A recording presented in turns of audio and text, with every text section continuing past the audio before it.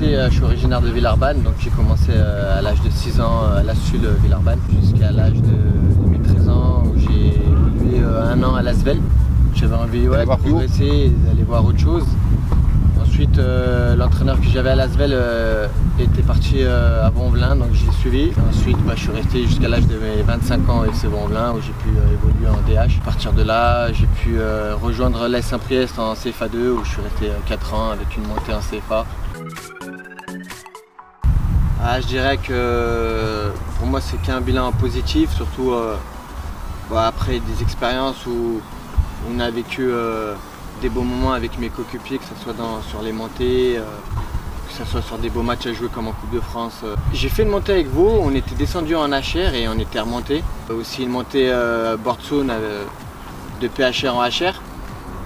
Et puis notamment des matchs de Coupe de France avec l'année dernière, un match contre le Gazelle Ajaccio. Que des beaux moments, surtout avec énormément de personnes que j'ai pu rencontrer et qui sont maintenant des amis très proches.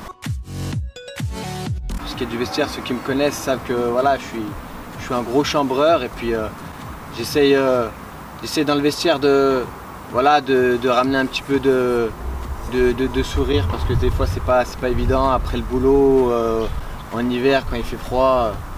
Des fois on traîne les pieds un petit peu pour aller à l'entraînement, donc je pense que c'est un moment où on doit tous prendre du plaisir et voilà, le fait de chambrer, de rigoler, c'est agréable. Les équipes plus jeunes, j'ai toujours évolué plus haut, que ce soit ailier, un petit peu attaquant, puis couloir on va dire. Voilà, sur le couloir. Quand je suis arrivé en senior, j'ai des entraîneurs comme Mohamed Merah ou Moustapha Saïn qui m'ont dit allez, mon petit tu iras derrière.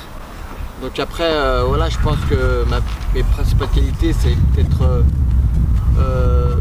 les latéraux de maintenant, ils sont beaucoup portés vers l'avant, donc je dirais peut-être cet aspect offensif du latéral de maintenant qui apporte un surnom devant.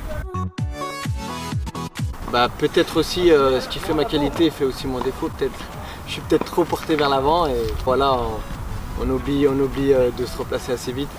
Peut-être. Je dirais la montée de CFA2 en CFA avec la Saint-Priest. Parce qu'on était quand même une belle bande de potes et qu'on ne nous attendait pas forcément. Et qu'on nous a d'ailleurs surnommé nous-mêmes les braqueurs. Alors c'était grave. On gagnait toujours d'un but d'écart. Et puis jusqu'à la dernière journée, on faisait ce genre de match. On est monté sur la dernière journée et c'était bien pour le club qui mérite amplement d'être au niveau CFA à l'heure actuelle. Il y en a beaucoup qui disent des regrets, pour pas avoir joué plus haut quoi que ce soit. Moi je pense que je suis arrivé à jouer en CFA, ce qui est très bien pour moi. Et arriver à là déjà c'était pour moi très bien, donc j'ai aucun regret. Quand on était petit, on rêve toujours d'être pro, mais arrivé à un certain niveau, on se rend compte que moi pour ma part, je pense que j'avais pas le niveau pour y accéder et d'arriver au niveau CFA, c'était déjà très très bien pour moi. J'ai appris avec tous les coachs que j'ai eu, que ce soit Mohamed Merah qui m'a lancé. C'est le premier entraîneur que j'ai eu en senior et j'ai l'impression que c'est vraiment le premier entraîneur qui m'a appris des choses, que ce soit tactique, même technique, un petit peu de tout. Mais franchement, j'ai eu des entraîneurs comme Moustapha Saïn qui lui m'a plus aidé mentalement. J'ai eu du Daniel Narbonnet qui n'a rien à voir avec tous ceux que je viens de citer. Après le niveau national avec la rigueur de Christian Chouet pour finir à l'heure actuelle à Bordzone avec un Pascal Rousset qui humainement est quelqu'un d'extraordinaire. Franchement, Nasser Béchoua. Nasser Béchoua devant, c'était quelque chose. Il avait toujours le petit mot juste. Devant, c'était un canonnier. C'était quelque chose. Je pense que Nasser Béchoua, il n'a pas eu la carrière qu'il aurait dû avoir. Je me rappelle d'un match quand j'étais à Vaud, on avait joué contre Bourgoin à l'époque.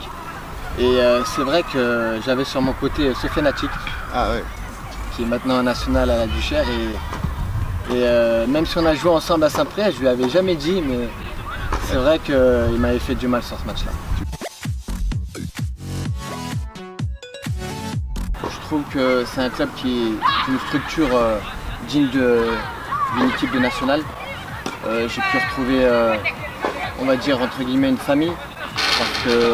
parce que c'est des gens qui sont très attachants, que ce soit le président, le coach, le directeur sportif, les bénévoles.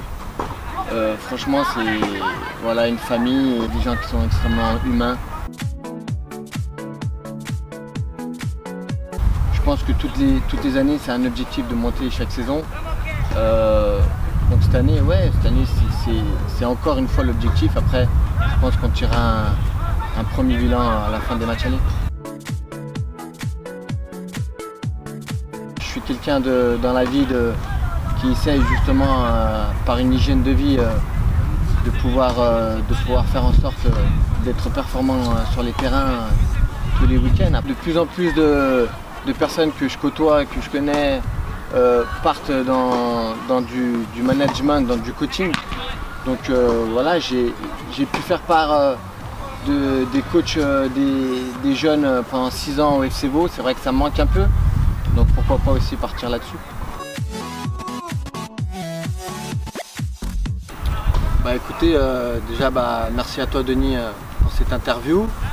Après, je tiens à remercier voilà, toutes les personnes qui m'ont reconnu dans cette interview, que ce soit les adversaires, les coéquipiers que j'ai eus.